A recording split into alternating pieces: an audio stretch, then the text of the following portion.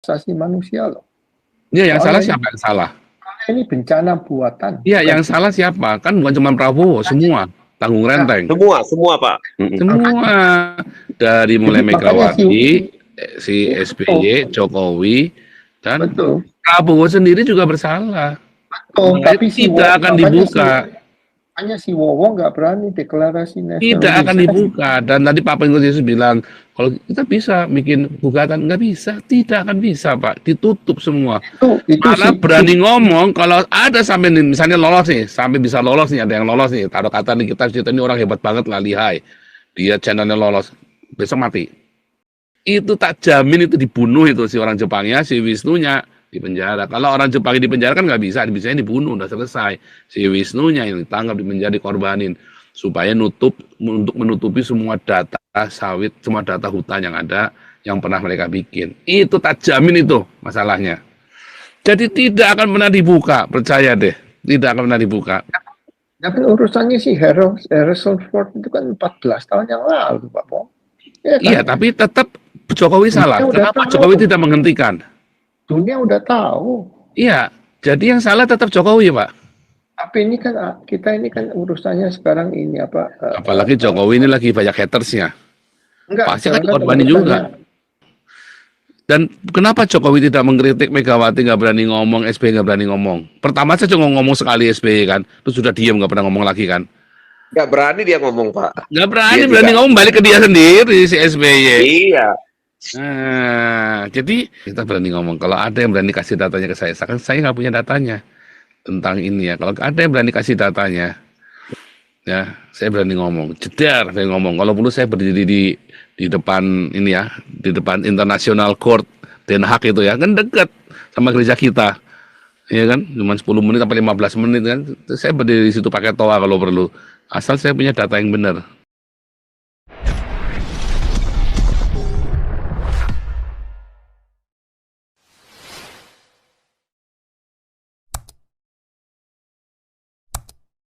Om Toba mau penutup langsung, penutup Pak Andi. Om Toba deh kasih penutup ya. Nah, ini kita juga lagi masih suasana Natal ya, supaya kita nggak terlalu malam hari ini. Silakan Om Bung. Iya, saya setuju dengan apa kata Pak Paul tadi. Jadi bahwa diksi maupun narasi tentang 9 naga versus 9 haji ini, saya kira bukan keluar dari mereka-mereka ini Pak Paul gitu. Bukan keluar dari dari 9 naga ini atau para dari 9 haji itu. Iya, bukan dari mereka. Ini dikeluarkan oleh para politisi, termasuk si JK misalnya gitu ya. Dia sengaja mengangkat diksi ini, kenapa ya? Karena ya terus terang Pak Paul, kalau saya kan sering mengatakan, Israel adalah benteng terakhir peradaban dunia. Loleng adalah benteng terakhir peradaban Indonesia. Kalau enggak, habis kita Pak. Cebok pakai 3 batu, minum kencing onta Pak Paul gitu. Nah, jadi ini sama. Makanya tadi kata Pak Paul, hipotesisnya Pak Paul dengan apa yang saya amati selama ini tentang keberadaan dalam dunia bisnis ya, dalam keberadaan orang Yahudi dan orang Tionghoa ini sama-sama penjaga pikiran supaya tetap waras, sama-sama penjaga pikiran supaya tetap bebas, tidak dijajah oleh ideologi dari abad ke-7 Pak Paul gitu. Nah, ini yang terjadi. Jadi kalau misalkan namanya bisnis keuntungan, itu nggak kenal agama, Pak, nggak kenal ideologi. Ya bisnis ya untung gitu ya. Nah, siapapun bisa mengambil keuntungan gitu ya, apapun agamanya gitu. Namanya orang berbisnis, cuman yang penting yang harus dipegang adalah kejujuran. Tetapi kalau saya ngerti kenapa si Chaplin ini pengen sekali mengenyahkan orang-orang Cina ini atau orang-orang Tionghoa ini, supaya apa? Supaya ideologi khilafahnya itu mungkin bisa jalan Pak gitu, ideologi yang dia inginkan itu jalan gitu. Nah sejauh ini kan hambatannya kenapa? Kembali lagi seperti yang tadi, kalau Anda mau menguasai suatu negara, membangun suatu peradaban, nggak bisa Anda gantikan siapa yang menggerakkan roda perekonomian. Kenapa? Karena itu menyangkut sistem rantai pasok, supply chain daripada produk-produk yang ada gitu.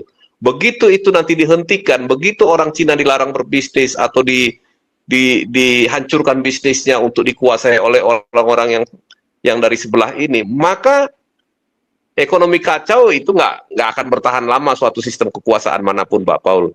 Kira-kira begitu, Pak Paul. Jadi Luar kita lihat biasa. ya apa namanya ya? Saya yang paling cuman hati-hati begini, Papua. Papua ini kekayaan sumber daya alamnya sangat besar. Jangan sampai nanti ini orang-orang ini didorong, dibiayai untuk merambah Papua, hancurlah Papua itu misalnya, gitu ya. Hancur nanti alamnya, terjadi pencemaran lingkungan, tergenosidalah rakyat Papua. Jadi dari sini saya jadi akhirnya berpikir kenapa rakyat Papua terus melawan? Ya mungkin mereka sudah berpikir ke sana gitu. Tidak sebodoh itu mau dijajah gitu ya, diambil sumber daya alamnya. Dulu-dulunya saya ngelihat, aduh kenapa ya begini? Tapi sudah bencana di kampung kami ini di Sumatera ini, lama-lama kita sadar. Ternyata atas nama negara Indonesia, para koruptor oligarki dan elit-elit politik partai yang ada di Konoha ini mengambil seluruh sumber kekayaan alam milik rakyat gitu ya, atas nama negara, Pak Paul, gitu. Yang ngerinya, yang tragisnya di situ, atas nama NKRI harga mati loh, mereka mencuri sumber daya alam ini semua. Dan itu bukan untuk sebesar-besarnya kemakmuran rakyat, kemakmuran para oligarki, baik itu yang ada di partai-partai politik maupun pengusaha-pengusaha hitam gitu, yang dibiayai oleh yang di backing oleh para politisi dan para aparat keamanan ini. Begitu kira-kira, Pak Paul. Ya mudah-mudahan Ya. ke depannya Papua ini bisa itu berubah. jangan-jangan Gitu. udah nggak ada loh, Ampung. Papua itu Apa sumber ya, Pak? alamnya udah habis loh. Mana Kasihan. Papua? Iya, udah habis loh. Ya itu dia. Saya lihat pembangunan jalan tolnya Jokowi ini kelihatannya untuk mempermudah ini Iya, para udah ngabisin. ngabisin sumber daya alam ini, arahnya ke sana. Jadi makanya saya bilang 10 tahun kita tertipu, Pak Paul, gitu. Seluruh masyarakat tertipu selama 10 tahun ini. Tertipu semuanya. Nah, buahnya itu yang kita lihat itu, jadi melihat segala sesuatu itu adalah buahnya. Buahnya itu adalah bencana alam di 3 provinsi ini. Itulah hasil kerja si penguasa 10 tahun ini. Dari situ udah kelihatan semua. Silakan Pak Paul. Dari buahnya. Tapi sedikit mumpung, tapi balik lagi ke IKN. Ya, ini saya mau cuman reality check ke satu. Itu programnya makan bergizi gratis MBG itu kan sampai sekarang masih mengawang-awang, duitnya nggak ada.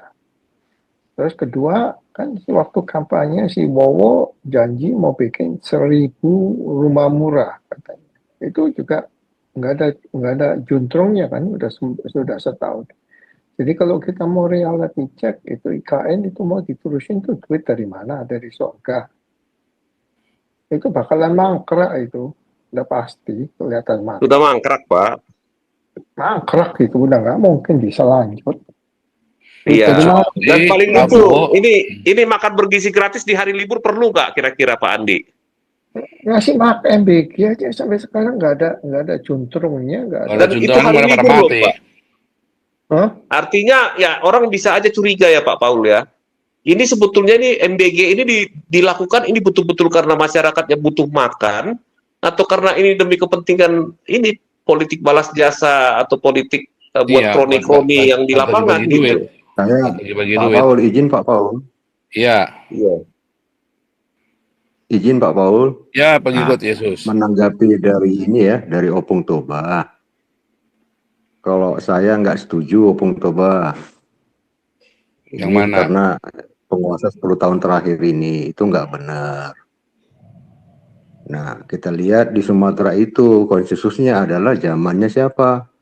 Sebelumnya Jokowi, gitu Opung Toba. Mohon diralat ya Opung Toba ya, supaya nggak salah kaprah semua nanti itu. Kalau saya melihat konsensus yang di Aceh itu sebelum Jokowi, termasuk juga yang di Morowali itu sebelum Jokowi. Jokowi hanya mengikut aja gitu Opung Toba. Terima kasih. Tapi sebetulnya Jokowi itu bisa menghentikan loh. Nah itu dia Pak Paul, kalau dia tahu dia bisa menghentikan. Dia tahu, saya tahu persis, dia tahu. Jadi kesalahan gini loh, 5 tahun Jokowi bagus, kan saya selalu bilang 5 tahun Jokowi pertama itu dia berusaha idealis, tapi dia menyadari mati aku begini, 5 tahun kedua saya caci maki tiap hari itu. Terus waktu itu kan saya dihajar habis-habisan kan sama busernya Jokowi kan, ya kan. Tapi kan terbukti yang saya ngomong akhirnya sekarang, ya kan. 5 tahun yang kedua ini Jokowi ini ngawur sekali. 5 tahun yang pertama ya ternyata hanya pencitraan kalau begitu kan. Kita menyimpulkannya begitu Pak pengikut Yesus. Karena 5 tahun yang kedua Jokowi itu ada di tangan dia bisa, tapi dia nggak berani. Itu yang membuat saya Betul, Pak kecewa Paul, betul. gitu loh. Ya, jadi yang terjadi Makanya itu adalah oke lah kita nggak bisa Pak salahkan Jokowi itu Jokowi kan sepenuhnya. bukan orang parpol gitu, Pak Jo. Nah, Pak. tapi Itu kalau kalau menurut saya nggak peduli 10 tahun, 14 tahun itu Harrelson udah ngasih warning 14 tahun. Indonesia itu udah 7 presiden Islam. Terus semua yang mana yang disalahin? Nggak perlu dirawat 10 tahun, 14 tahun, big deal. sama saja, Dari nantinya awal, tetap tambah rusak. 7 presiden loh. Oke, 80 tahun merdeka loh. SBY juga nggak kalah korupnya, bahkan rusak. Emang hutan gondol itu dalam Memang waktu sudah 10 udah tahun. semuanya, udah dari zaman Soeharto kan. Zaman nggak mungkin lah dalam 10 tahun kok gunung hutan bisa gondol semua. Nggak mungkin. Lebih dari Semua udah. Tapi Jadi Jokowi makanya gini Pak Paul, saya bilang kan elit-elit politik dulu TPL yang di Tapanuli ini itu berhenti di zamannya Habibie. Habibie yang menyetop kegiatannya itu. Nah kemudian dibangkitkan kembali oleh Megawati, tapi ganti Iya. nama dari Inti Indo Rayun menjadi TPL gitu kan. Ya. Ah Nah. itu jadi ingat yang makanya saya lihat Megawati dan partainya diam-diam aja karena dia nggak lepas dari urusan ini gitu ya. Nah kemudian ya yang dibilang Bapak aku pengikut Yesus tadi, ya jelas yang sebelumnya itu memang yang sampai Harrison Ford marah-marah itu, ya itu ya jelas itu kan, itu di masanya SBY gitu ya, dan itu jalan terus. Tapi ya di masa yang berikutnya ya nggak ada perubahan, jalan semuanya gitu ya, sama aja sebetulnya. Jadi itulah saya bilang ya, kekuasaan para politisi, para partai-partai politik inilah yang merusak ya. Merusak semuanya gitu ya. Sekarang akhirnya rakyat itu yang mau bilang apa? Saya lihat di kampung ini ya, itu orang yang sampai sawahnya hancur, rumahnya hancur. Mau ke siapa dia pergi, Pak? Mau minta tolong ke siapa? Nggak ada. Siapa yang mau bantu dia sekarang? Nggak ada. Mengerikan loh sebetulnya. Hancur masa depan orang, Mau minta hancur tolong sama semuanya. siapa? Presiden aja diminta tolong aja nggak bergeming. Nggak penting, internasional monolog aja nggak dikasih masuk, misalnya di Aceh gitu ya. Sampai mereka sekarang itu ya potong kompas lah. Udah ditanggapin sama itu Pak, lewat lembaga apa PBB itu. Betul kok dia akhirnya PBB menanggapi akhirnya gitu. Nah jadi kalau mau kita lihat ya inilah sekarang jangan sampai nanti masalah pelestarian lingkungan ini hanya awal-awal aja dihentikan dulu semua sementara. Sama kayak kasus pagar laut itu Pak Paul. Berhenti sekarang udah jadi tanah itu kalau nggak salah. Udah jadi beton. Udah jadi Sedikit beton. Opung Toba. Iya. Kalau masalah bencana itu, kalau masyarakat nggak menerima, bisa dibawa ke ranah internasional. Nggak bisa. Mereka bersatu bisa. Nggak bisa Pak. kecuali Bapak, Nggak bisa. Mereka mengapakan ke internasional, artinya dibawa pengacara, dibawa ke ranah sana, apapun jawabnya, datangkan independen. Begitu kalau menurut saya ya. Kalau gitu kenapa si Prabowo nggak mau deklarasi national disaster? Ya nanti terbuka semua data-datanya Pak. Kalau Prabowo bukan national disaster, itu nanti semua presiden dari yang masih hidup, SI, Megawati, SBY, Jokowi, termasuk dia sendiri, karena dia punya lahan di sana, habis. Enggak. Kalau dari pandangan aku Pak Po, dia nggak berani national disaster. Soalnya kenapa? Kalau dia begitu dia declare asing mau masuk, 1.000 orang itu dianggap pelanggaran hak asasi manusia loh. Ya, yang salah siapa yang salah? Ini bencana buatan. Iya, yang salah siapa? Kan bukan cuma Prabowo, semua tanggung renteng. Semua Pak. Semua dari mulai Megawati, si SBY, Jokowi, dan Prabowo sendiri juga bersalah. Tapi tidak akan dibuka. Hanya si Wowo nggak berani deklarasi Tidak nasional akan dibuka. Dan tadi Pak Pengurus Yesus bilang, kalau kita bisa bikin gugatan, nggak bisa, tidak akan bisa Pak, ditutup semua. itu Malah sih berani ngomong kalau ada sampai nih, misalnya lolos nih, sampai bisa lolos nih, ada yang lolos nih, taruh kata nih kita ini orang hebat banget lah, lihai, dia channelnya lolos, besok mati, ya kan? Kayak si siapa itu kemarin ada cewek satu ngomong polisi adalah lembaga yang paling korup, langsung masuk penjara kan? Baru ngomong begitu ditaruh di Instagram dia, langsung masuk penjara besoknya dia dijemput. Ya kan? Contoh lagi yang punya drone. Sampai sekarang kan tidak ada yang berani ngomong kan. Mengapa si siapa itu yang punya drone itu, yang punya perusahaan drone, yang satu mati orang Jepangnya, yang orang Indonesianya si Wisnu itu, Mikhail Wisnu itu di penjara karena dia punya semua rahasianya. Itu tak jamin itu dibunuh itu si orang Jepangnya, si Wisnunya di penjara. Kalau orang Jepang di penjara kan nggak bisa, bisanya dibunuh, udah selesai. Si Wisnunya yang ditangkap, di penjara, dikorbanin supaya untuk menutupi semua data sawit, semua data hutan yang ada yang pernah mereka bikin. Itu tak jamin itu masalahnya. Jadi tidak akan pernah dibuka, percaya deh, tidak akan pernah dibuka.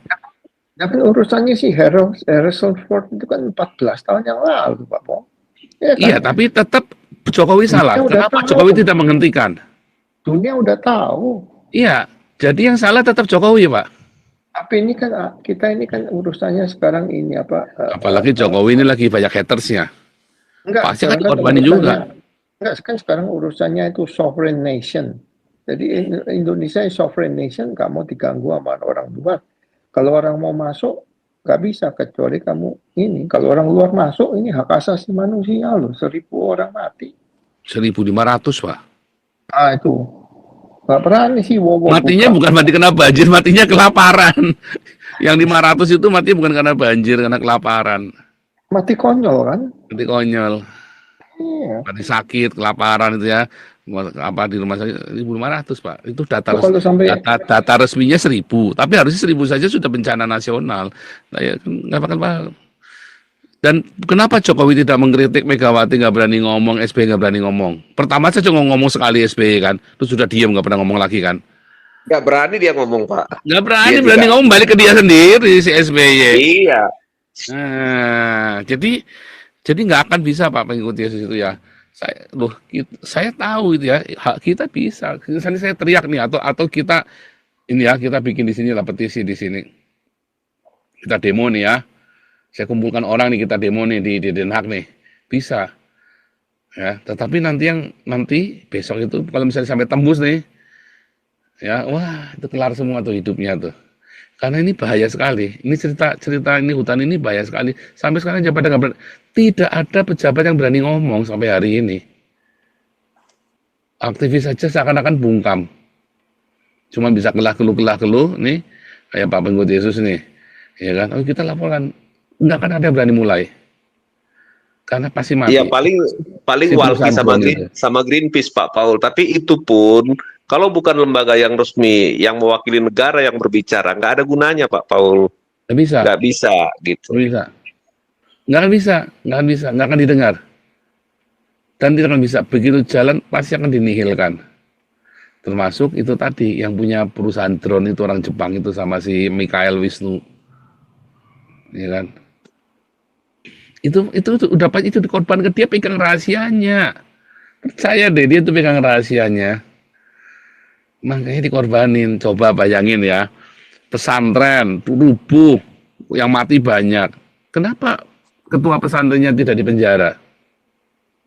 Dikasih uang 6M lagi, Pak. Dikasih uang 125M, enak aja 6M. Oh, 125, edan. Gila itu. Karena kita ngomong secara kasar deh. Berani nggak mereka otak-atik Sinarmas? Sinarmas itu hutannya berapa ribu hektar di sana.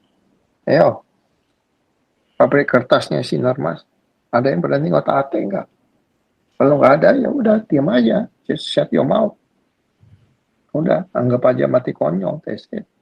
Wah, itu semua Pak terlibat, Pak. Lonsum, Hindoli, Arkil, ya, satu kan yang Sinarmas, Astra, semua terlibat semua. Iya. Semua, Pak Paul. Semua terlibat. Jadi ini kalau dibuka pasti ada yang mati lagi nanti. Kayak tuh Indorayon apa Indorama itu ya yang bunuh diri Sinivasan itu loh, lompat itu loh. Nggak kelar-kelar itu kan. Terpaksa dia bunuh diri lompat atau jangan-jangan dilempar. Ya Marimutu Sinivasan. Marimutu Makanya- Sinivasan, Marimutu itu Sinivasan. Makanya Serem kan? Contoh lagi ingat nggak zamannya BLBI itu ada namanya Raymond van Beckum. Raymond van Beckum itu adalah salah satu corporate HRD atau apa ya punyanya ABN AMRO ya. Waktu zamannya itu apa namanya Bapindo itu ya. Tiba-tiba dia mati di arung jeram. Aneh. Mati arung jeram ya. itu mah semua orang sudah bicara. Oh, itu dibunuh. Ya maaf kata saudara ya. Itu pasti ada dikorbankan. Makanya nih aku menurut Yesus kalau misalnya ada yang berani ngomong nih, kamu bilang benar, idealnya harus ada yang ngomong dan yang punya data. Tapi kalau misalnya saya ngomong nggak punya data, diketawain saya. Masalahnya yang punya data udah dibunuh, yang satu di penjara nggak bakal keluar datanya. Kalau kita ngomong nggak pakai data, kita bisa dipenjara balik, dituntut balik. Makanya Bapak, makanya si siapa namanya si Cina Harvey Mois diam, dia mau hidup. Iya, Dia berani mendingan dia di penjara, yang ngalai. penjara. Udah. Mendingan di penjara, terima. Keluar masih kaya. Iya. Ya kan? Betul Pak. Ya. Ya kalau kita lihat Pak Paul ini ya partai-partai politik di DPR ada nggak yang ngomong soal bencana alam ini? Nggak ada, diam Sebetulnya semua. kalau ada yang berani kasih saya data, saya berani ngomong loh. Iya. Kalau ada kalian semua yang saya rahasiakan datanya, kasih ke saya ngomong.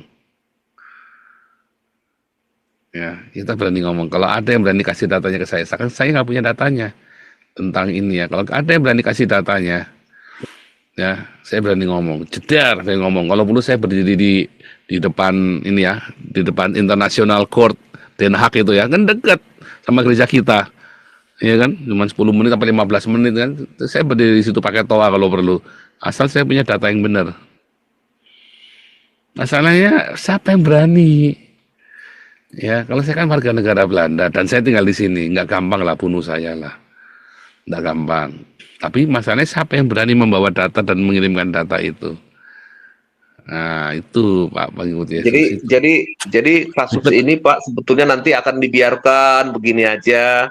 Asing nggak masuk sampai nanti isunya ini akhirnya redup sendiri begitu Pak Paul. Orang akan lupa karena kan memori kolektifnya bangsa Indonesia ini kan nggak terlalu kuat Pak. Jadi nanti yang penting apa namanya? Yang penting ya gengsi